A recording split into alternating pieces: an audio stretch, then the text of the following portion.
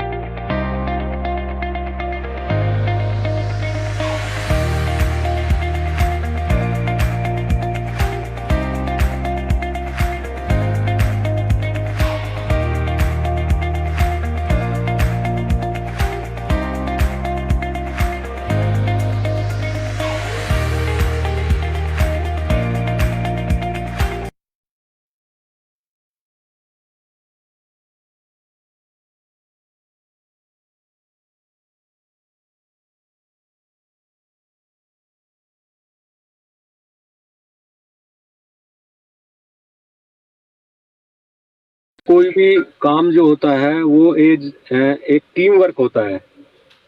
अकेला आदमी कुछ नहीं कर सकता। मैं हूँ, मेरे टीचर्स हैं, मेरे ऑफिसर्स हैं, शिक्षा विभाग में जितने भी हमारे कर्मचारी एम्प्लॉई हैं, उनके एज टीम कलेक्टिव वे में ही ये सारा काम हमारा पेंडेमिक जो जितना फैला था उसमें हुआ। उसमें हमने मतलब जो हमारे पास कम से कम 6 चैनल ऐसे थे जो हमारे ब्रॉडकास्ट होते थे उत्कर्ष सोसाइटी पंचकुला से। उन चैनल्स पे हमने जब बिल्कुल घर से कोई नहीं निकल रहा था तब भी हमने बच्चों की पढ़ाई को जारी रखवाया।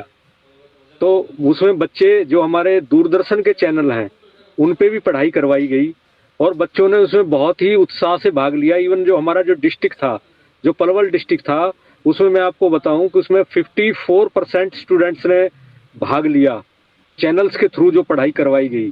उसके बाद व्हाट्सएप के माध्यम से भी, मोबाइल के माध्यम से हमने जितना भी उसमें हो सकता था। और इसमें इवन इसरो ने भी हमारी हेल्प करी चैनल्स में। तो बहुत बड़ी बात थी और हमारे हरियाणा गवर्नमेंट का बहुत बड़ा, एजुकेशन डिपार्टमेंट का बहुत बड़ा इनिशिएटिव था। पैंडेमिक के दौरान हमारे छोटे बच्चों ने भी इसमें पढ़ाई की। इसमें जो होमवर्क का जरिए था उसमें एक हमारा एक मॉड्यूल दिया गया शिक्षा मित्र का। शिक्षा मित्र का अर्थ ये था कि हमारे पास कुछ ऐसे भी गरीब बच्चे थे जिनके पास मोबाइल की अवेलेबिलिटी, एंड्रॉयड मोबाइल की अवेलेबिलिटी नहीं थी। तो उसमें शिक्षा मित्र का जो कंसेप्ट था उसमें ये था कि चाहे वो उसके कोई रिश्तेदार हो, उसका जो कोई पड़ोसी हो, मतलब कि हमारे लगभग 85% के करीब थे। और शिक्षा मित्र ने उनको जो जब होमवर्क आता था, जब टीचर उसको करता था, उन्होंने उस दौरान भी अपने मोबाइल उन बच्चों को प्रोवाइड कराए, जो कि एक बहुत बड़ी बात थी। तो मैं ये कहूँगा, ये मैंने जो थोड़ा सा, क्योंकि ये सारा ही एजुकेशन यूँ समझो बहुत ही हाईटेक हो गई। इससे पहले कभी हमने भी कल्पना नहीं की थी। हम भी एंड्रॉयड फ़ोन चलाते थे और हमने कभी सोचा भी नहीं था कि इस तरह का ज़माना भी आएगा जब मतलब कि इस पढ़ाई को हम इसे क्लासरूम से निकालकर मतलब इस तरह से करते हैं।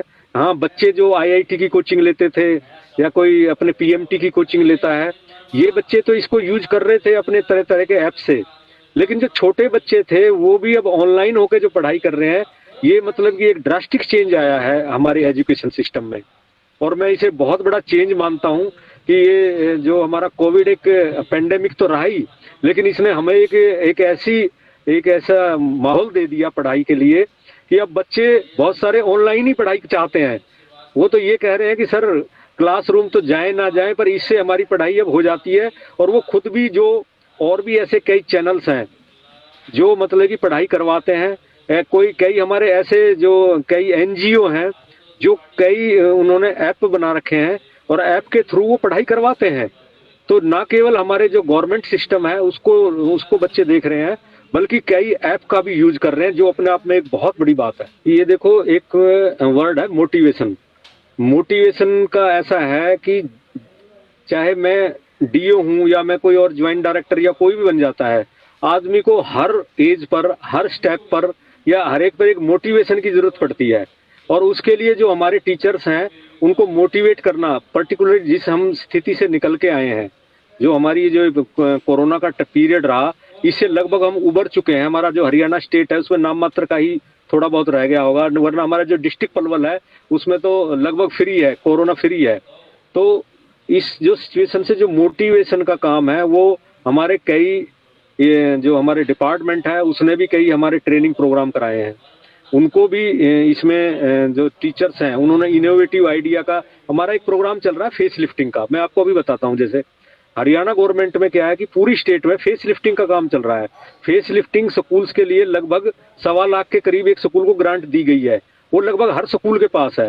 वो जो 1 लाख से ऊपर का जो पैसा है उसमें बच्चों के जितने भी रूम्स हैं या बच्चों के जितने बरामदे हैं, जो उनके क्लासरूम हैं, उनके बाहर चाहे वो टेबल्स हों, छोटे बच्चों के लिए टेबल्स हों, चाहे वो उसमें पहाड़े हों, गिनती हो पहाड़े हों, क्या हमारे टीचर्स ने हमारे टीचर्स जो हैं वो सब्जी में आलू का सा काम करते हैं। मतलब जैसे हर सब्जी में आलू डाला जाता है, उसी प्रकार हमारे टीचर जो हैं उनको कोई भी काम दे दिया जाता है। इवन जो कोरोना के अंदर जो इससे कोरोना से प्रभावित थे, जो पेशेंट थे, उनकी जिम्मेवारी भी हमारे जितने भी टीचर्स हैं उसको उनको हमने कोविड के भी उनको रिकॉग्निशन दी कि कोविड में जो उन्होंने काम किया, हमने अपने डीसी साहब से उनको प्रमाण पत्र दिलवाए, उनको रिकॉग्निशन करवाई कि आपने बहुत अच्छा काम किया। उससे हमारे टीचर को जो उन्होंने काम किया उसका उन्हें बहुत प्रोत्साहन मिला। उससे वो बहुत खुश भी हुए कि हमें सर्टिफिकेट दिया गया कि we have done a good job. इसी तरह हमने उन्होंने जो हमारे जो राशन बांटने का काम था, जो हम मिड डे मील जो बांटते हैं, घर घर जाके मेरे टीचर्स ने बांटा, वो भी एक बहुत बड़ा काम था। जब घर से कोई भी नहीं निकल रहा था तो टीचर्स ने वो मिड डे मील का जो हमारा जो सूखा राशन मिलता है वो बच्चों के घर घर गए और उनको वहां पर भी बांटा। वो टीचर्स का एक रिमार्केबल काम था जिसको कोई भी करने के लिए तैयार नहीं था। तो इसमें भी उसको हमने रिकॉग्निशन तो टीचर्स को दी है, लेकिन उसके बाद भी जो हम बेसिकली हमारा मेन काम है पढ़ाई का, ये काम तो सेकेंडरी थे टीचर्स ने जो उनका काम किया। लेकिन मैं वही बता रहा था, टीचर्स को हम हर जगह काम में लगा देते हैं, जबकि उसका बेसिक काम है वो है एजुकेशन देना बच्चों को। उसमें भी अब जो उनका प्रोत्साहन का काम है वो भी हम यहाँ पर कर रहे हैं। और जो मैं एक फेस लिफ्टिंग का काम बता रहा था जिसमें सभी मैप वगैरह जो बनाया जाता है, टीचर्स में इंटरेस्ट लगा के हमने उन्हीं पे छोड़ दिया कि जिस लेवल का जो बच्चा है आप पढ़ा रहे हैं, जो मेरे टीचर पढ़ा रहे हैं, वे आप उसी हिसाब से वो फेस लिफ्टिंग बाहर चाहे मैप बनाओ चाहे टेबल बनाओ। अगर बड़ा बच्चा है तो साइंस की लेबोरेटरीज के चित्र बनाओ, केमिस्ट्री के वो जो नए नए प्रयोग होते हैं, वो एक्सपेरिमेंट्स होते हैं, उनके उनके बनाओ। तो उसमें जैसे कोई बायोलॉजी का बड़ा बच्चा है, 10th 12th का बड़ा स्कूल है, उसमें फेस लिफ्टिंग कराते हो, बरामदे में बायोलॉजी के बॉडी पार्ट्स बनाओ, उसमें लीवर का है, अपना हार्ट का है, ईयर का है, आई का है, वो फिगर बनाओ जिससे कि बच्चे को देखने में इंटरेस्ट आए। बेसिकली एजुकेशन जो हमारा गवर्नमेंट स्कूल्स का अगर कोई पहले पिछड़ रहा था तो उसका मेन कारण यही था कि वो केवल उसको देख ही नहीं पाते थे, वो केवल पढ़ते थे उसे, या उसका डायग्राम किसी भी चीज का केवल बुक में देख पाते थे। लेकिन आजकल का जो ये टाइम बदला है, अब ये जो गूगल जो चला है, इसमें आप जाके कुछ भी देख सकते हो। तो इसमें अगर आपको आई के बारे में पढ़ना है, रेटिना के बारे में पढ़ता है, कोई और भी बेसिकली उसके डेप्थ में जाना है, तो वो आप वहां से भी उसको ले सकते हैं। उसका मैप किसी चीज का बिल्कुल ले सकते हैं। उससे बच्चा जब देखता है किसी चीज को तो बहुत ज्यादा दिन तक रिमेम्बर कर सकता है, उसे याद कर सकता है। अब उसे रट्टा लगाने की जरूरत नहीं पड़ती। इसी तरह हमारे जो टीचर्स हैं वो भी, उनकी भी पढ़ाई का तरीका बदल गया है। अब वो अब अब वो बात भी नहीं रह गई है कि अगर टीचर क्लासरूम में जाएगा तो पहले पढ़ के जाएगा। उसे पता है कि बच्चे अब बहुत ज्यादा एडवांस हो चुके हैं, अगर बिना पढ़े गया तो बच्चा उसको कहीं न कहीं अटका सकता है। तो ये जो नई टेक्नोलॉजी का है, इसमें इसमें जो टीचर सब ये यूज करते हैं, इसी के लिए कई हमारे ऐसे भी टीचर हैं जिन्होंने मोबाइल फोन अपनी जेब से पैसा खर्च करके बच्चों को प्रोवाइड करवाए हैं कि भाई गरीब घर से बच्चे हैं, तो उन बच्चों को, उन टीचर्स को हमने अलग से मोटिवेट किया है। उनको हमने एक प्रोग्राम करवाया था जिसमें हमने एडीसी साहब, डीसी साहब से उनको सर्टिफिकेट दिए कि इन्होंने इस तरह से इन बच्चों का, गरीब बच्चों का भला किया है। तो वो एक मोटिवेशन जो फैक्टर है वो हमेशा ही रहता है। वो ना केवल एक टीचर को चाहिए, वो एक ऑफिसर को भी चाहिए। इसी तरह हमारे ब्लॉक एजुकेशन ऑफिसर्स जो हैं या हमारे और ऑफिस प्रिंसिपल्स हैं, उनको भी हमने सर्टिफिकेट वगैरह देके, उनको सॉल देके उनका सम्मान किया एक प्रोग्राम करके। वो जो अपने आप में एक बहुत अच्छा फैक्टर रहा और बहुत अच्छा काम किया है। पहले तो आप लोगों को मैं बधाई देना चाहता हूँ। श्री अरविंद सोसाइटी का मैंने भी प्रोग्राम अटेंड किया था दिल्ली में, और उसमें वास्तव में ही आप लोग जो प्रयास कर रहे हैं वो रिमार्केबल है। उसका मुकाबला नहीं किया जा सकता है। सबसे बड़ी ये है कि शून्य निवेश का जो आपका विचार है ये सबसे उत्तम है। कोई भी, चाहे हमारे, चाहे हरियाणा एजुकेशन डिपार्टमेंट है या कोई हमारा हरियाणा सरकार है, वो बहुत अच्छी से आपका स्वागत करते हैं इस मामले में।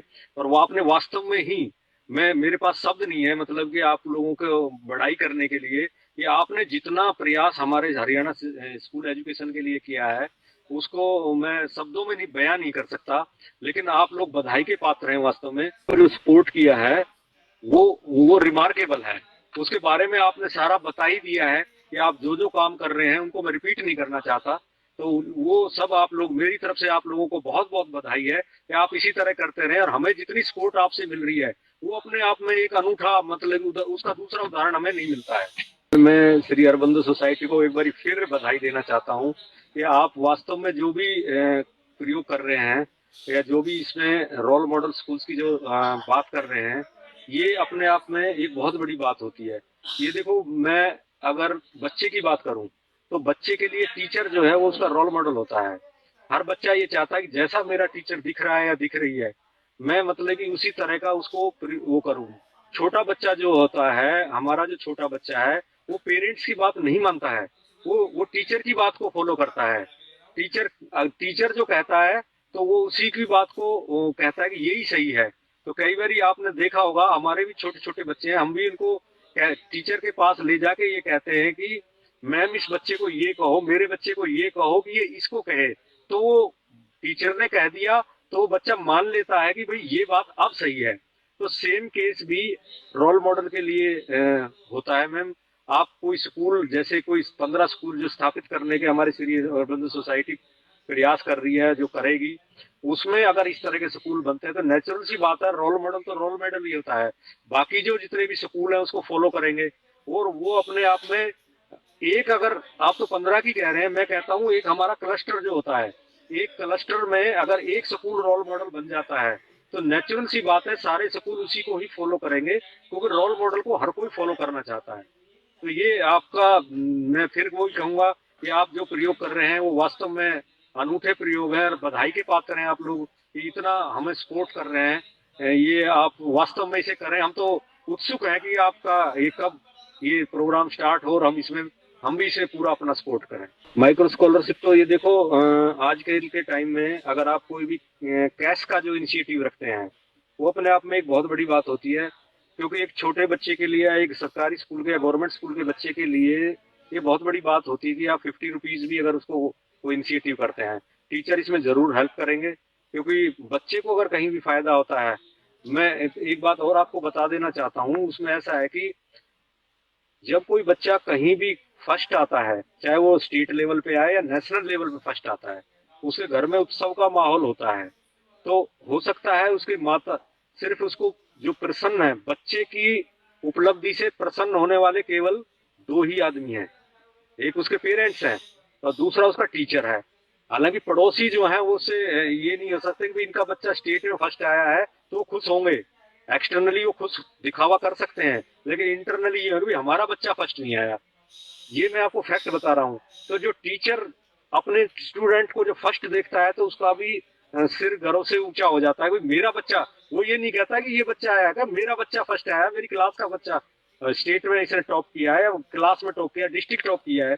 तो ये एक बहुत अच्छा फैक्टर है। इसी तरह जो जो जब आप माइक्रो स्कॉलरशिप की बात करती है तो टीचर ये कोशिश पक्का करेगा कि उसके बच्चे को स्कॉलरशिप हासिल हो।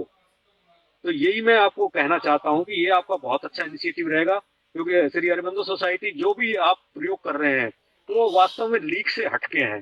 वो और कोई नहीं कर रहा। ये देखो, प्रयोग तो और भी कई हैं, कई एनजीओ भी इस तरह का काम करती हैं, उसको करते रहते हैं। आप जो ये कर रही है वास्तव में बहुत अच्छा है, बहुत अच्छा, रिमार्केबल है। मेरा तो यही संदेश है कि बच्चा जो है ना वो ही हमारा सब कुछ है। अगर बच्चे हैं तो हमारे टीचर हैं, टीचर हैं तो हम हैं। अगर बच्चा ही नहीं रहेगा, अगर मतलब कि हमारे ड्रॉप आउट रेट्स बढ़ता है या स्कूलों से बच्चे कम होते हैं तो हमारी एग्जिस्टेंस खत्म हो जाएगी। तो यही है कि हमारे जो बच्चे हैं सभी स्कूल में आए, हमारे सबके मिलके प्रयास ये रहे कि स्कूलों में बच्चों की संख्या बढ़े, चाहे वो स्कूल सरकारी है या प्राइवेट है। कोई भी बच्चा स्कूल से बाहर ना रहे, गरीबी के कारण कोई बच्चा बाहर ना रहे, आउट ऑफ स्कूल ना रहे। चाहे हम उसकी कैसे भी हेल्प करें, थोड़ी भी मदद करें, हर बच्चे की मदद करें। हम ये चाहते हैं कि हमारे पर्टिकुलरली हरियाणा में या जिला पलवल में हम ये जो ड्रॉप आउट है बच्चों का, जो बच्चे स्कूल छोड़ देते हैं, वो हम बिल्कुल शून्य करना चाहते हैं। इसके लिए हम अभी भी, मैं आपको बताऊं, आज की डेट में भी, ये फरवरी है आज, 24 फरवरी है, आज भी मतलब कि हमारा सर्वे चल रहा है पूरे डिस्ट्रिक्ट में। और पूरे डिस्ट्रिक्ट में मैंने सरकार के आदेश से, हमारे जो एसीएस सर हैं, हमारे डायरेक्टर सर हैं, उनके स्पष्ट निर्देश हैं कि कोई भी पूरे डिस्ट्रिक्ट के अंदर एक भी बच्चा आउट ऑफ स्कूल ना रहे। तो ये हमारी जिम्मेवारी बन जाती है। मैं आपकी श्री बंधु सोसाइटी से भी यही कहना चाहता हूँ कि ये इसमें हमारी मदद करें कि हम हर एक बच्चे को स्कूल में एनरोल करें। ये डिपेंड नहीं करता कि वो सरकारी में ही आए, वो किसी भी स्कूल में जाए, बच्चा पढ़े जरूर। तो इसमें आप हमारी भी मदद करेंगे। और मेरा सभी टीचर से ये कहना है कि मैं पर्टिकुलरली ये चाहता हूँ कि कोई भी बच्चा शिक्षा से वंचित ना रहे, उसे एजुकेशन जरूर मिले, चाहे वो कहीं भी मिले, कैसे भी स्कूल में मिले।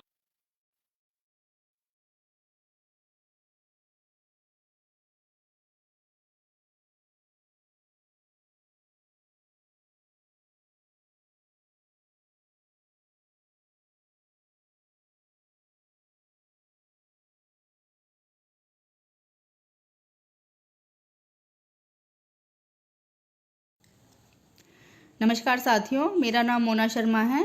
मैं राजकीय प्राथमिक पाठशाला साहूपुरा में कार्यरत हूँ। मेरा विद्यालय फरीदाबाद ज़िले के अंतर्गत आता है और मेरी क्वालिफ़िकेशन एमएससी बीएड जेबीटी है।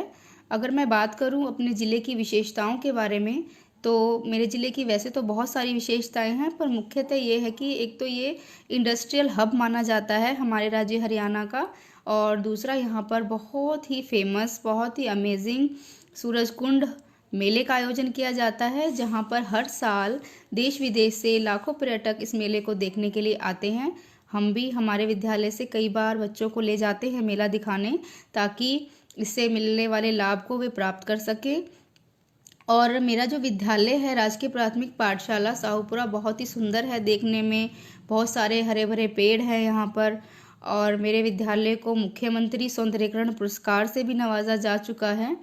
मेरे विद्यालय में पढ़ने वाले सभी छात्र ग्रामीण परिवेश से ही आते हैं, और जब भी मैं अपनी कक्षा के अंदर अध्यापन कार्य करती हूँ और जिस विषय को भी मैं पढ़ाती हूँ, तो मेरी ये कोशिश रहती है कि उस विषय को पढ़ाते हुए उस विषय को मैं रुचिपूर्ण ढंग से पढ़ाऊँ, और दिन में कोई ना कोई एक एक्टिविटी मैं ज़रूर करवाऊँ किसी भी विषय से संबंधित, ताकि उससे मिले ज्ञान का जो लाभ है वो बच्चे उठा सके। अभी कुछ समय पहले ही मुझे मौका मिला श्री अरविंदो सोसाइटी के एक प्रशिक्षण कार्यक्रम में शामिल होने का, उसका हिस्सा बनने का।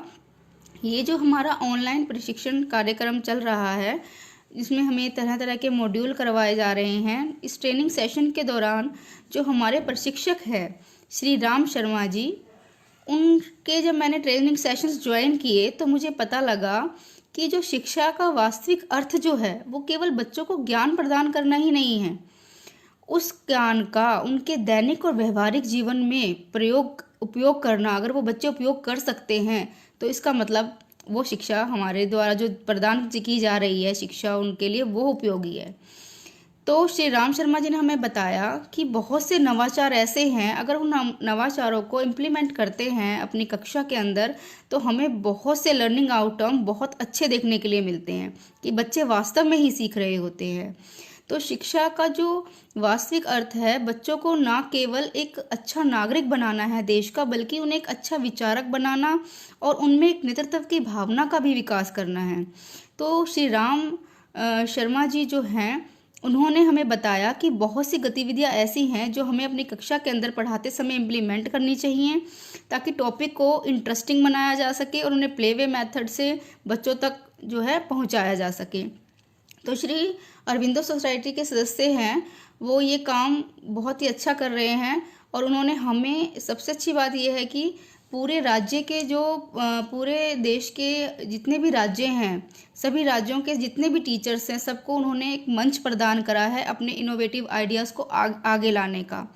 और सबसे अच्छी बात यह है कि अगर किसी एक टीचर का कोई भी आइडिया है, अगर हम उसको अपनी कक्षा में इम्प्लीमेंट करते हैं, अप्लाई करते हैं और बच्चे उससे बहुत कुछ सीख जाते हैं और वो उसका आइडिया जो है वो सारे ही लाखों टीचर्स, लाखों स्टूडेंट्स जो है उस आइडिया का जो है वो लाभ उठाते हैं।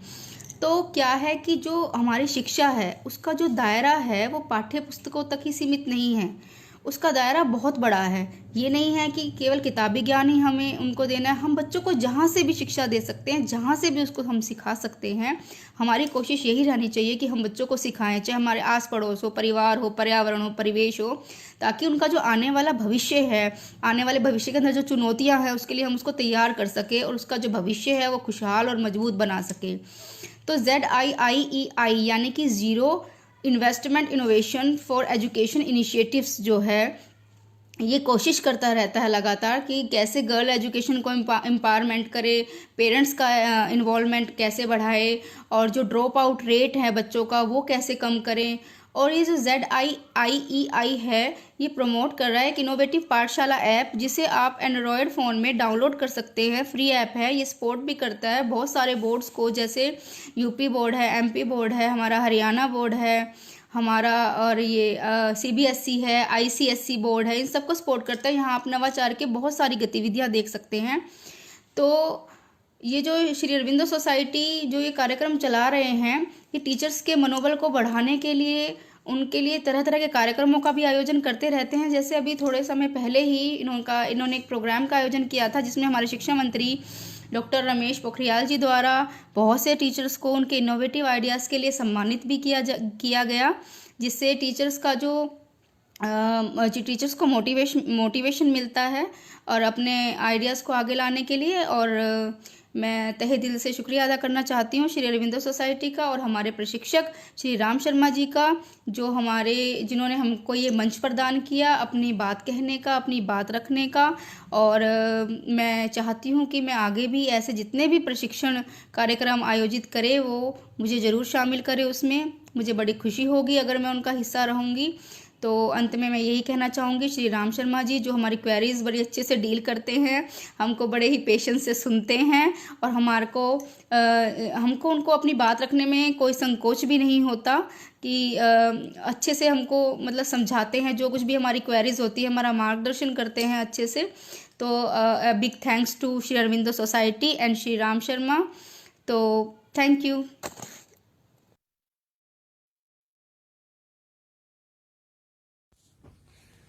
नमस्कार, मेरा नाम मनीषा है।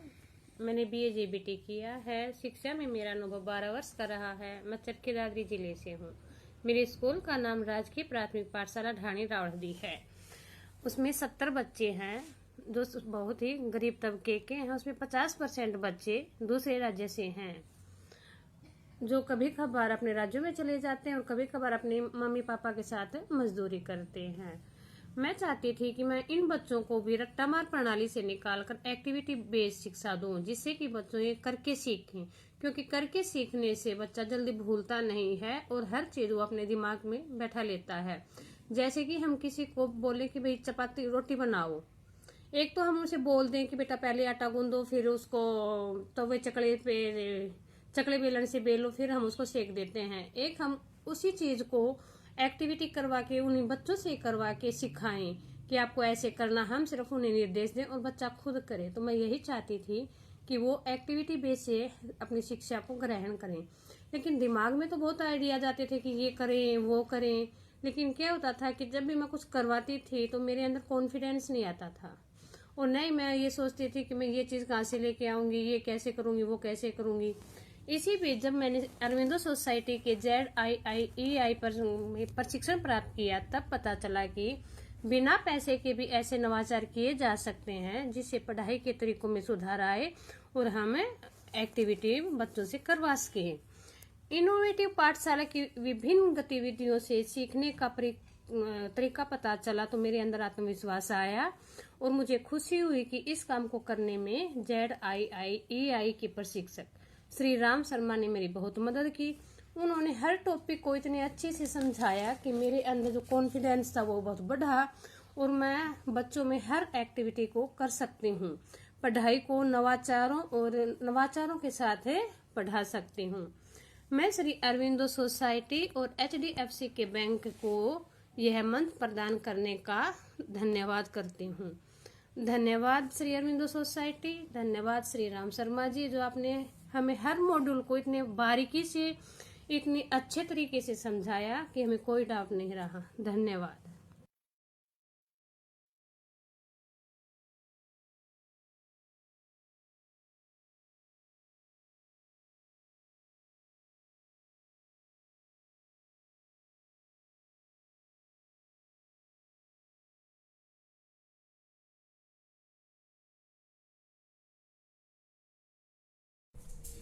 नमस्कार, मेरा नाम नीलम कुमारी है। मैंने JBT, B.Ed, M.Ed, M.Phil व पॉलिटिकल साइंस में MA किया है। मैं डिस्ट्रिक्ट चरखी दादरी में GPH डानी रावलदी स्कूल में प्राथमिक शिक्षक के तौर पर पिछले 3.5 साल से कार्यरत हूँ। मेरे स्कूल में 70 बच्चे हैं। लगभग 40% बच्चे अदर स्टेट से हैं। चरखी दादरी शहर NH 148B पर स्थित है। इस शहर की स्थापना 14वीं शताब्दी में चौहान राजपूत बिल्हन सिंह के द्वारा की गई थी। देश की आज़ादी से पहले डालमिया परिवार और जींद रियासत के शासक रणवीर सिंह के प्रयासों से 1938 में यहाँ पर सीमेंट फैक्ट्री की स्थापना की गई थी, जो 1980 में केंद्र सरकार के द्वारा बंद कर दी गई। 16 नवंबर 2016 को चरखी दादरी शहर को हरियाणा राज्य का 22वां जिला बनाया गया। कोविड-19 के इस समस्यात्मक दौर में बच्चों की पढ़ाई को किस प्रकार सुचारू रखा जाए, यह समस्या थी। जब से मैंने श्री अरविंदो सोसाइटी के ZIIEI कार्यक्रम का प्रशिक्षण प्राप्त किया तो मुझे पता चला कि बिना पैसे खर्च किए भी नवाचार प्राप्त किए जा सकते हैं, जिससे बच्चों की पढ़ाई सुचारू रूप से चल सके। इनोवेटिव पाठशाला पाठ्यक्रम के माध्यम से मैंने सीखा कि अनुभवात्मक शिक्षण के लिए बच्चों को गतिविधि बेस्ड शिक्षा देना जरूरी है। बच्चों को गतिविधि में शामिल करना जरूरी है। इस प्रशिक्षण से मुझे बहुत फायदा हुआ। मैंने बहुत कुछ सीखा और जो गतिविधि मेरे दिमाग में चल रही थी वह मैं बच्चों तक पहुंचाने में सफल रही। बच्चों को इस कार्यक्रम के द्वारा मैंने ऑनलाइन टूल्स के बारे में बताया। इस कार्यक्रम से मैंने सीखा कि किस प्रकार जो है बच्चों के पास स्टडी मटेरियल पहुंचाना है, कौन कौन से ऑनलाइन टूल्स प्रयोग करने हैं, ब्लूम टैक्सोनॉमी का किस प्रकार चैप्टर रीड करवाते इसमें, चैप्टर समझाते इसमें प्रयोग करना है। ZIIEI कार्यक्रम के प्रतिनिधि श्री राम शर्मा जी ने इस कार्यक्रम को, इस एजुकेशन प्रोग्राम को सक्सेसफुल बनाने में मेरी काफ़ी हेल्प की। जहाँ जो आइडिया मेरे दिमाग में चल रहे थे वे मैंने श्री राम शर्मा जी के साथ साझा किए और उन आइडियाज़ में सुधार करने में उन्होंने मेरी मदद की। मुझे आशा है कि अरविंदो सोसाइटी के मार्गदर्शन में शिक्षा में अनुभवात्मक प्रणाली से, गतिविधि बेस्ड शिक्षा से मेरा विद्यालय रोल मॉडल स्कूल के रूप में चुना जाएगा। इस कार्यक्रम के माध्यम से और HDFC bank, Shri Aurobindo society, इन्होंने यह मंच जो प्रदान किया है उसके लिए मैं इनका तहे दिल से धन्यवाद करती हूँ।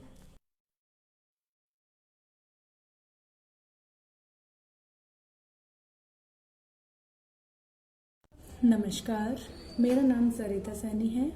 मैं GGPS तिगांव फरीदाबाद में एज अ JBT कार्यरत हूँ। मेरी क्वालिफिकेशन, मैं JBT B.Ed, M.Ed, MA English और advance diploma in fashion designing हूँ।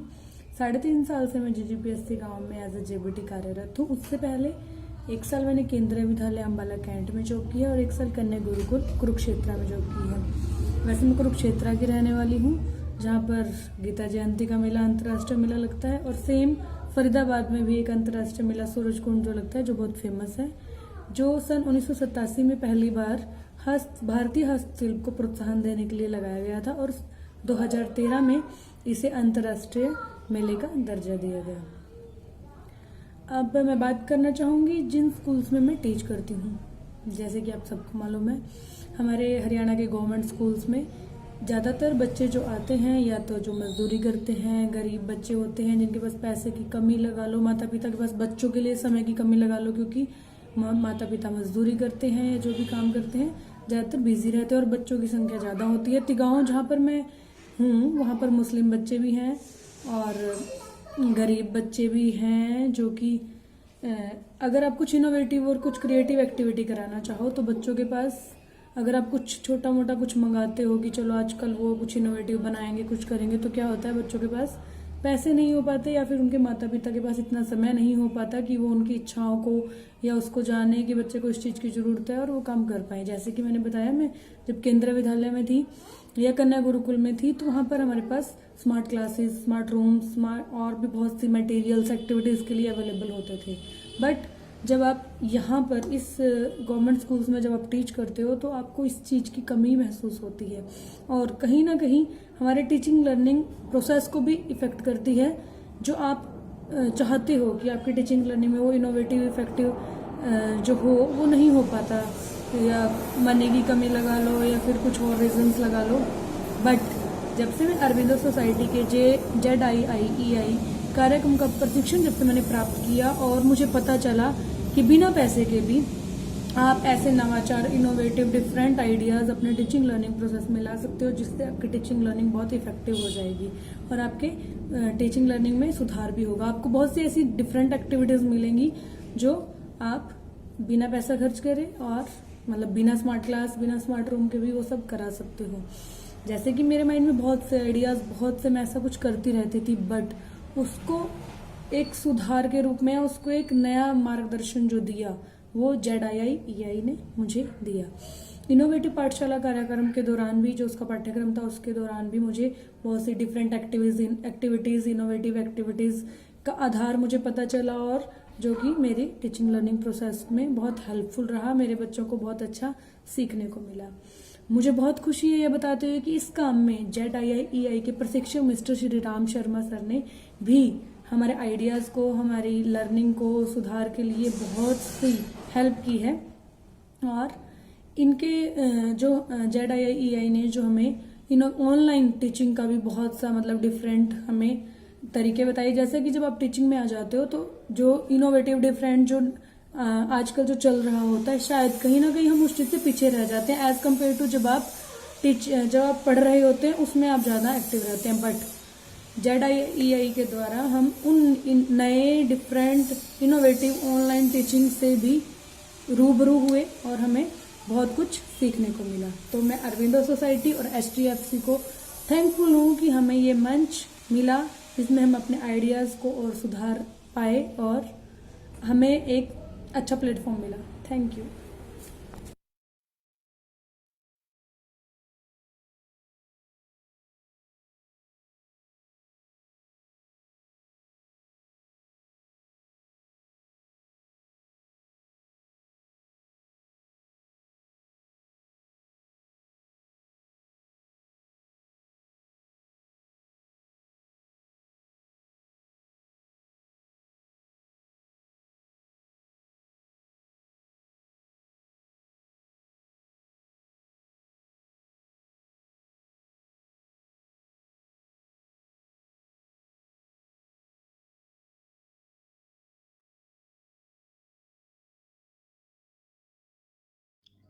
नमस्कार जी, मेरा नाम उद्यम सिंह।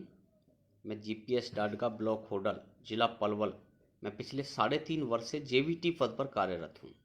सर्वप्रथम मैं होडल शहर के बारे में बताना चाहता हूँ। यहाँ पर ऐतिहासिक सती सरोवर है, जहाँ प्रतिवर्ष मेला भी लगता है, तथा पास में ही NH2 पर हरियाणा टूरिज्म का डबचिक टूरिस्ट कॉम्प्लेक्स बहुत ही प्रसिद्ध है। मैं अपने विद्यालय की बात करूँ तो यहाँ लगभग 309 विद्यार्थी हैं। मैं कक्षा 4 को पढ़ाता हूँ। हमारे स्कूल के लगभग 95% विद्यार्थी मुस्लिम समुदाय से आते हैं। आर्थिक पिछड़ापन व शिक्षा के कारण यहाँ शिक्षण कार्य बहुत ही चुनौतीपूर्ण है। खासकर कोरोना काल में संसाधनों के अभाव में यह और अधिक चुनौतीपूर्ण हो गया है। इसी बीच मुझे श्री अरविंदो सोसाइटी व HDFC बैंक द्वारा आयोजित IPCT ट्रेनिंग में हिस्सा लेने का सौभाग्य प्राप्त हुआ। यह ट्रेनिंग श्री राम द्वारा बहुत ही प्रभावी व रोचक ढंग से दी गई। इस ट्रेनिंग में नई नई ऑनलाइन टीचिंग टूल्स के बारे में बताया गया। ZIIEI की ऐप द्वारा शिक्षण को और रोचक बनाने में बहुत ही अधिक मदद मिली। आशा करता हूँ यह ट्रेनिंग आने वाले वक्त में शिक्षण कार्य को और अधिक रोचक बनाएगी। Thank you Aurobindo society, thank you HDFC bank, thank you Ram sir.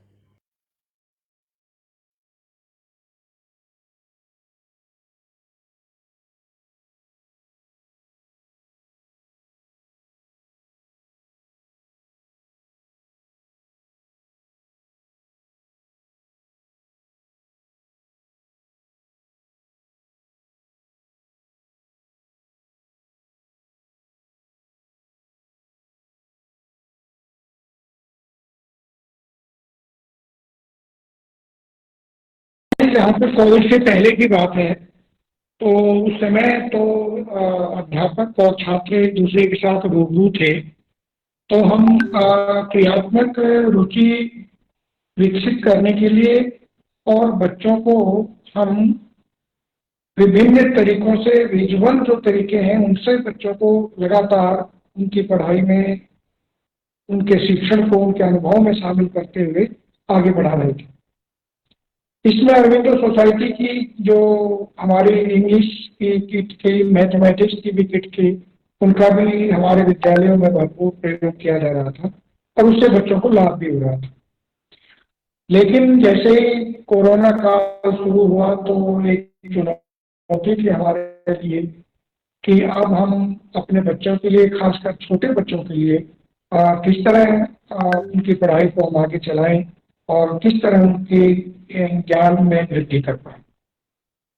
इसके लिए हमने विभिन्न तरह के प्लेटफॉर्म को अपनाया, डिजिटल प्लेटफॉर्म्स।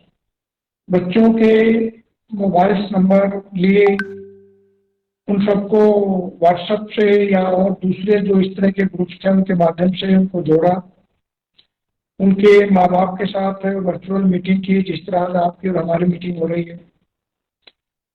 फिर भी समस्याएं ये आई क्योंकि जो हमारे गवर्नमेंट विद्यालयों में कुछ ऐसे पेरेंट्स के बच्चे थे जो पेरेंट्स इस तरह अलावा जिनके पास मोबाइल, एंड्रॉयड फोन या इस तरह की चीजें मौजूद नहीं थी, उनको हम नहीं जोड़ पा रहे थे।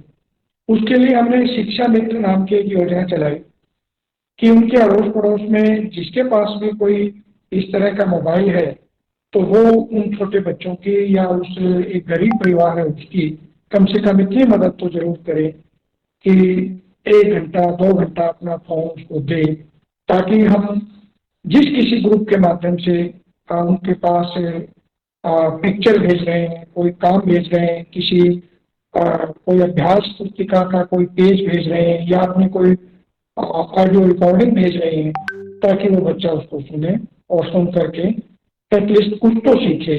जो रूबरू सीख सकता था वो तो उसमें वैसा तो नहीं हो पाता, लेकिन फिर भी वो कुछ तो सीखे। हम उस दृष्टिकोण से आगे गए। इसके साथ साथ हमने जो अध्यापक हमारे थे उनको भी कंटिन्यू विभिन्न वर्चुअल प्लेटफॉर्म्स पे लेके उनको भी मोटिवेट किया कि आप किसी न किसी तरह अपने स्टूडेंट से फोन के जरिए या मैसेज के जरिए या व्हाट्सएप जैसे जो प्लेटफॉर्म है उनके जरिए लगातार उनसे संपर्क बनाए रखें।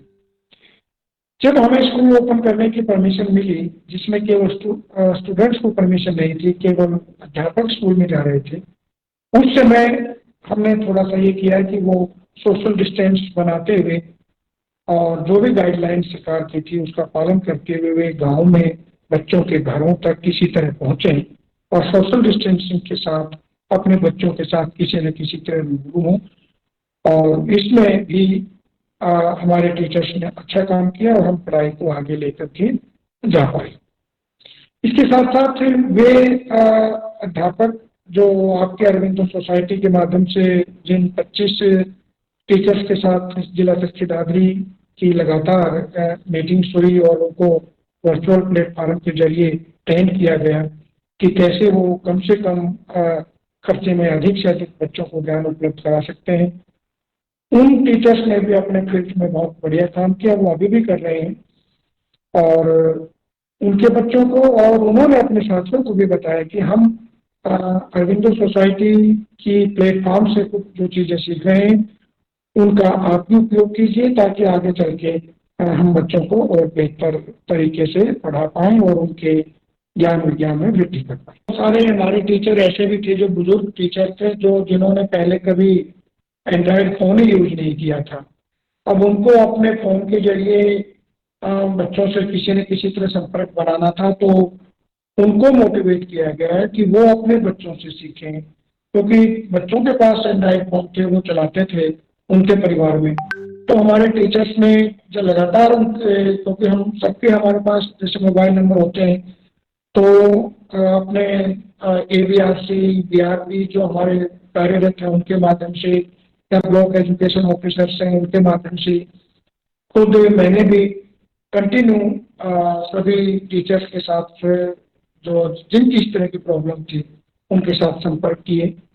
और कोरोना काल में ये ठीक है कि हमारी पढ़ाई में कुछ ना कुछ दिक्कतें जरूर आई और कुछ नहीं बहुत सारी आई, लेकिन वो टीचर्स जो डिजिटल प्लेटफॉर्म पे नहीं थे या एंड्रॉयड फोन यूज नहीं कर पा रहे थे वो ट्रेंड हो गए और वो तो कहते हैं कि भाई इसका और कोई फायदा हुआ हो या ना हुआ हो, लेकिन हमें व्यक्तिगत रूप से ये फायदा हुआ कि हम इस तरह के फोन यूज करने लग गए और एक ऐसी दुनिया में पहुंच गए जिस दुनिया से हम बिल्कुल आज तक अनभिज्ञ थे। तो अतिरिक्त इसके उनको दूसरी तरह की ट्रेनिंग की भी जरूरत पड़ेगी। उसके लिए हमारी जो SCRT गुड़गांव या NCRT दोनों के कोलैबोरेशन से निष्ठा ऐप के माध्यम से ट्रेनिंग्स चलाई गई जो डिजिटल प्लेटफॉर्म पे ही होती थी। उनका वो महीने में 3 ट्रेनिंग वो होती थी। तो उन ट्रेनिंग को लेने के बाद लगातार टीचर्स का मोटिवेशन बढ़ा और उनको पता लगा कि कैसे हम आगे अपने बच्चों के साथ डिजिटल प्लेटफॉर्म का उपयोग करते हुए उनकी पढ़ाई कर सकते हैं। इसमें जो हमारे JBT टीचर थे, जो प्राथमिक शिक्षक थे, उनकी अब तक 23 अलग अलग ट्रेनिंग सेशन हो चुके हैं और जो हमारे पोस्ट ट्रेंड ग्रेजुएट टीचर या पोस्ट ग्रेजुएट टीचर थे उनकी इस तरह की 18 ट्रेनिंग सेशन हमारे हुए हैं। और वो अधिकतर अध्यापकों ने वो ट्रेनिंग अपने किसी न किसी तरह किसी न किसी माध्यम से जुड़ करके वो ट्रेनिंग पूरी की। और बाकी हमने एक अलग से एक ग्रुप बनाया था कि हमारा हर एक जो टीचर है वो कम से कम 10 अपने प्यूपल्स को फोन करेगा और उनके नंबर आगे देगा अपने हेडमास्टर को। एक स्कूल में 10 टीचर हैं, उन्होंने 100 फोन किए, 100 नंबर अब हेडमास्टर के पास आ गए। उनमें से कोई 10 नंबर अपने हिसाब से छाप के हेडमास्टर फोन करता था बच्चों के पेरेंट्स को कि आपके बच्चे क्या कर रहे हैं, पढ़ रहे हैं, उनको आप उनके मोबाइल पे किसी तरह काम पहुंच रहा है, वो कर रहे हैं या नहीं कर रहे हैं।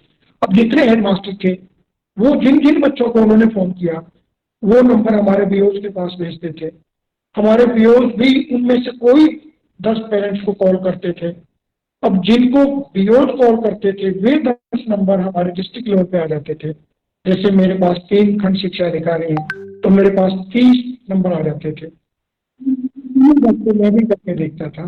तो ऊपर से नीचे तक एक इस तरह का मॉनिटरिंग सिस्टम भी हमने चलाया हुआ था कि क्या वास्तव में हमारे टीचर ने अपने बच्चे से या बच्चे के अभिभावक से फोन पे संपर्क किया है, उसको कोई कविता सुनाई है या उसको कोई मोटिवेशन दिया है या उसको कहा है कि बेटा कोई बात नहीं, स्कूल नहीं आ पा रहे हैं लेकिन हम फोन पे तो जुड़े हुए हैं, आप मेरी आवाज सुन रहे हो, हम आपकी आवाज सुन रहे हैं। इस तरह का मोटिवेशन लेवल हमने इसमें नवाचार और शून्य निवेश करते हुए शिक्षा को आगे बढ़ाना, ये दोनों एक दूसरे के पूरक हैं। क्योंकि जब तक नवाचार, अगर अध्यापक कोई नई विधि, कोई नई तकनीक अपनाता है अपने बच्चों को पढ़ाने के लिए, तो उसमें क्रियात्मक शिक्षण वो शामिल करता है। और वो किस तरह की क्रियाएं हों जिनमें अध्यापक का किसी भी तरह का कोई पैसा भी खर्च ना हो, यानी कि जिसकी आप शून्य निवेश की बात कर रहे हैं, तो वो उस तरह की चीजों को उस तरह अपने अड़ोस पड़ोस से, अपने समाज से, अपने अपने ही माहौल से जहां वो रह रहा है या जहां वो बच्चे रह रहे हैं, वहीं से कुछ इस तरह की चीजों को वो खोजे और उनको अपने अनुभव में लेकर के कि किस तरह हम इन वस्तुओं का प्रयोग करके बच्चों को अपना अनुभव पहुंचा सकते हैं। ये एक बहुत बड़ी चीज है। इस तरफ बहुत कम ध्यान दिया गया है कि बच्चों को, क्योंकि पिछले बहुत सारे वर्षों से हम ये देखते आ रहे हैं कि क्लास सामने बैठी है, टीचर्स खाली ब्लैक बोर्ड का यूज करके कुछ बच्चों को पढ़ा रहे हैं, उससे बच्चा उतना नहीं सीख पाता जितना कि वो अलग अलग प्रकार की गतिविधियां टीचर्स कराए, एक प्रैक्टिकल लर्निंग जिसको हम कहते हैं वो करवाए, और उसके लिए उसको अपने जेब से कुछ पैसा भी खर्च ना करना पड़े। आपकी सोसाइटी के माध्यम से जो शून्य निवेश नवाचार जो आपने चलाया है, वो जो हमारे बच्चे शिक्षक हैं उन्होंने उस चीज को सीखा भी है, तो वो एक बहुत अच्छी चीज है। उससे बच्चों के लर्निंग में वास्तव में फर्क पड़ता है और वो आगे बढ़ते हैं। और जो चीज उनके अनुभव से गुजर जाती है, किसी भी छात्र के या किसी भी इंसान के अनुभव से अगर कोई चीज गुजर जाती है एक बार, तो उसको तमाम उम्र भूलता नहीं। तो अनुभवात्मक शिक्षण जो एक नवाचार है, वो वास्तव में एक सामान्य शिक्षण से अलग पद्धति है और इसको अपनाया जाना चाहिए। रोल मॉडल की आवश्यकता तो हर स्तर पर हर व्यक्ति को, चाहे वो शिक्षक है, चाहे वो शिष्य है, चाहे वो किसान है, चाहे वो जवान है, किसी भी फील्ड में काम करने वाला कोई भी व्यक्ति है, उसको अपने फील्ड से संबंधित कोई न कोई रोल मॉडल हमेशा चाहिए होता है, ताकि उसको लगातार उसको वो देखते हुए, उससे कुछ सीखते हुए खुद भी वैसा बनने का प्रयास करें। जैसा कि आपने कहा कि अरविंदो सोसाइटी के माध्यम से 300 विद्यालयों को हम रोल मॉडल विद्यालय बनाना चाहते हैं, ताकि उनमें हम बेहतर से बेहतर कार्य करें अपने अध्यापकों के माध्यम से या दूसरे जो भी आपके सोसाइटी के माध्यम में उनके माध्यम से। और जब उनमें अच्छा काम होगा और वहाँ के बच्चे जब अपने पेरेंट्स से उन चीज़ों को शेयर करेंगे, बताएंगे, वहाँ के अध्यापक अपने अड़ोस पड़ोस के अध्यापकों से जो डेली उनके आवागमन में जो उनसे मुलाकात होती है, उनसे अपनी बातें शेयर करेंगे, तो निश्चित रूप से दूसरों पर फर्क पड़ेगा। और रोल मॉडल स्कूल बनाया जाना एक बहुत अच्छी सोच है। जैसा कि मैंने कहा कि रोल मॉडल की जरूरत हर किसी को पड़ती है, चाहे उसके लिए कोई भी हो। हमारे कुछ अगर रोल मॉडल स्कूल बन जाएं और दूसरे स्कूल उनका अनुसरण करें, तो वास्तव में ये शिक्षा में एक नई पहल होगी और इससे हम अपने नन्हे बच्चों को और आगे बढ़ा पाएंगे, उनके ज्ञान में वृद्धि कर पाएंगे। और उसके साथ साथ हमारे जो अध्यापक हैं वो भी खुशी खुशी कुछ नया सीख पाएंगे और एक जो ट्रेडिशनल जो रीडिंग या टीचिंग है उसमें जो बोरियत हो जाती है, उस बोरियत को वो दूर कर पाए। जैसे कभी कभी हर रोज एक ही किस्म का खाना खाते खाते व्यक्ति बोर हो जाता है और किसी दिन खीर हलवा बन जाए तो थोड़ा रहता है कि आज तो कोई विशेष भोजन है। तो वो इसी तरह ये रोल मॉडल स्कूल में किसी दिन टीचर जाए और वो देखे कि अरे यहाँ के अध्यापक कैसे पढ़ा रहे हैं, मैं भी क्यों ना मैं भी ऐसा करूँ। एक ताजगी महसूस करता है टीचर भी और बच्चे भी। तो ये एक बहुत अच्छी योजना है, इसको आगे बढ़ाया जाना चाहिए। और मेरे जिले में अगर किसी इस तरह के स्कूल का, 2-4 स्कूलों का अगर चयन होता है तो निश्चित रूप से मैं उन स्कूलों की विजिट करते हुए और इस चीज को प्रमोट करूंगा कि वे वास्तव में रोल मॉडल स्कूल बन पाए। इस दिशा में हरियाणा सरकार भी अलग से प्रयत्न कर रही है कि वो रोल मॉडल स्कूल, संस्कृति मॉडल स्कूल के नाम से वो इस तरह के स्कूल बना रही है जो दूसरे स्कूलों के लिए वो आदर्श स्कूल बने। सीनियर सेकेंडरी लेवल तक हर ब्लॉक पर एक स्कूल, 119 स्कूल अभी नए मॉडल संस्कृति स्कूल हरियाणा सरकार ने बनाए हैं। उसके साथ साथ हर जिले में प्राइमरी लेवल पर भी इंग्लिश मीडियम माध्यम को अपनाते हुए बहुत सारे स्कूल, लगभग 3000 से ज्यादा स्कूल बनाए हैं। मेरे जिले में भी ऐसे 14 स्कूल नए स्थापित किए गए हैं जो 1 अप्रैल से शुरू हो जाएंगे और वो भी एक रोल मॉडल का काम करेंगे। और उन विद्यालयों में भी अगर आप काम कर पाए या अलग से अपने कुछ रोल मॉडल स्कूल बना पाए तो ये चरखी दादरी जैसे जिले के लिए, जहाँ शिक्षा का जो दीपक है वो थोड़ा बाद में जला क्योंकि थोड़ा पिछड़ा हुआ इलाका था, तो ऐसे इलाके में काम करने का एक अलग मजा है। क्योंकि मैंने ज्यादातर रोहतक, सोनीपत उन जिलों में काम किया है जो एजुकेशन के हिसाब से बहुत आगे थे, लेकिन चरखी दादरी जैसे जिले में आकर के, खासकर इसके बारडा जो हमारा एक ब्लॉक है जो काफी पिछड़ा हुआ ब्लॉक था, लेकिन आज ऐसी पोजीशन नहीं है। आज हम ठीक है, लेकिन अभी और भी अच्छा करने की जरूरत है।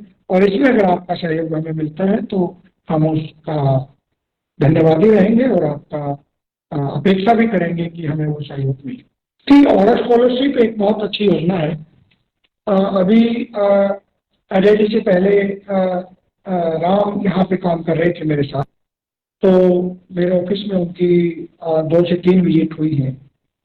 तो ऑनर स्कॉलरशिप के बारे में मैंने अपने तीनों खंड शिक्षा अधिकारियों को एक दिन अपने इसी ऑफिस में आमंत्रित किया था और श्री राम यहाँ मौजूद थे और उनके साथ एक और उनके सहयोगी थे, मुझे नाम याद नहीं। तो उन्होंने काफी विस्तार से उस दिन इस बात पे चर्चा की थी और मेरे खंड शिक्षा अधिकारीगण ने इस बात को समझा था और उन्होंने भी ये कहा कि हाँ, ये वास्तव में एक अच्छी चीज है अगर बच्चा एक क्विज अटेम्प्ट करता है। और खासकर ये बात बड़ी अच्छी लगी कि 6ठी का बच्चे के लिए हम पहली क्विज 4ठी क्लास के लेवल की देंगे, नेक्स्ट 5वीं क्लास के लेवल की देंगे, फिर वो 6ठी तक पहुंचेगा और इस तरह उसको जब वो करने लगेगा कि उसको पहले क्विज पे उसको 50 रुपए मिल गए, फिर 50 मिल गए, तो निश्चित रूप से कि आज के जमाने में किसी भी व्यक्ति के पास, चाहे वो छोटा बच्चा ही क्यों ना हो, उसके पास अपना कुछ, अपनी जेब में कुछ जो उसने अपने माता पिता से ना लिया हो, ऐसी कोई, चाहे वो छोटी सी धनराशि क्यों ना हो, वो उसके लिए बड़ी मोटिवेशन का काम करती है। उसको लगता है वो कि हर मेरे पास 50 रुपए हैं, मैं अपने मन की ये चीज, अपने कोई किताब, अपने कोई पेंसिल, अपना कोई पेन या कोई दूसरी ऐसी चीज जो उसको जरूरत है वो मैं खरीद सकता हूँ और उसके लिए मुझे अपने पिताजी को या माताजी को ये नहीं कहना पड़ेगा कि मुझे पैसे चाहिए। आजकल छोटे छोटे बच्चे भी बड़े स्वाभिमानी होते जा रहे हैं और कुछ मांगते हुए उनको लगता है, बोल देते हैं कई बार हमारे अपने घरों में भी बच्चे कि तभी दोगे क्या कि मैं मांगूंगा, वैसे नहीं दे सकते। तो वो कुछ मांगे तो उनके कहीं ना कहीं स्वाभिमान पे थोड़ा फर्क कहीं ना कहीं पड़ता है। पेरेंट्स को ध्यान रखना चाहिए कि इससे पहले कि बच्चे की डिमांड आए, हम पहले उसकी डिमांड पूरी करते हैं। वही काम और स्कॉलरशिप के द्वारा किया जा रहा है कि इससे पहले कि बच्चा कहीं अपनी डिमांड जनरेट करे, वो खुद ही कुछ सीखे भी अपनी स्कॉलरशिप प्राप्त करने के लिए, अपनी क्विज को भी करे और 1000 रुपये जिसके लिए अच्छी खासी धनराशि होती है। और अगर वो इसको प्राप्त करने में सक्षम हो जाता है तो 2 चीजें एक साथ होंगी। एक तो उसका जनरल नॉलेज, जीके या उसकी जो पढ़ाई का जो स्तर है वो ऊपर होगा और उसकी आर्थिक स्थिति भी बेहतर होगी और आर्थिक स्थिति उसकी बेहतर होगी तो निश्चित रूप से उस समाज में भी अपने आप को थोड़ा ये दिखा पाएगा कि हाँ, मैं भी हूँ और औरों से किसी से कम नहीं। खासकर वो बच्चे जो हमारे गवर्नमेंट स्कूल में, हालांकि ये आपकी स्कीम मुझे जैसा पता लगा कि ये सभी स्कूलों के लिए है, चाहे वो गवर्नमेंट स्कूल है, चाहे वो प्राइवेट स्कूल है, चाहे वो सेमी गवर्नमेंट स्कूल है। फिर भी हमारे गवर्नमेंट स्कूल में जिस तबके के बच्चे पढ़ रहे हैं फिलहाल, हालांकि इसमें अब सुधार होता जा रहा है। दूसरे जो वर्ग से, जिसको मैं कहूँ कि धनाढ़ वर्ग के से भी अब बच्चे हमारे विद्यालयों में लगातार प्रवेश कर रहे हैं, और ये हमारी सुधरी हुई या और लगातार आगे जाती हुई शिक्षा को एक तरह से प्रमाण करने वाली बात है, प्रमाणित करने वाली बात है कि हम ऐसा कर पा रहे हैं। और फिर भी वे बच्चे जिनकी आर्थिक स्थिति बहुत अच्छी नहीं है, वो अधिकतर हमारे गवर्नमेंट विद्यालयों में ही है, और उनको अगर इस तरह की स्कॉलरशिप मिलती है तो ये बहुत अच्छा कार्यक्रम है। और मैं चाहूंगा कि ये कार्यक्रम आगे चले, और मेरे खंड शिक्षा अधिकारी दल ने नीचे अपने टीचर्स को एक मीटिंग लेके और स्कॉलरशिप के बारे में ऑलरेडी पहले से बता दिया है। सभी टीचर्स के लिए मेरा यही कहना है कि अरविंदो सोसाइटी के द्वारा जो शून्य निवेश करके बेहतर शिक्षण की व्यवस्थाएं बनाई गई हैं और कुछ नवाचार जो चलाए गए हैं उन्हें वो अपनाएं। वो निश्चित रूप से उनसे उनका अपना मनोरंजन तो होगा ही होगा, बच्चों का भी वो मनोरंजन, शैक्षणिक मनोरंजन कर पाएंगे और उनके अनुभव में कुछ नई चीजें डाल पाएंगे।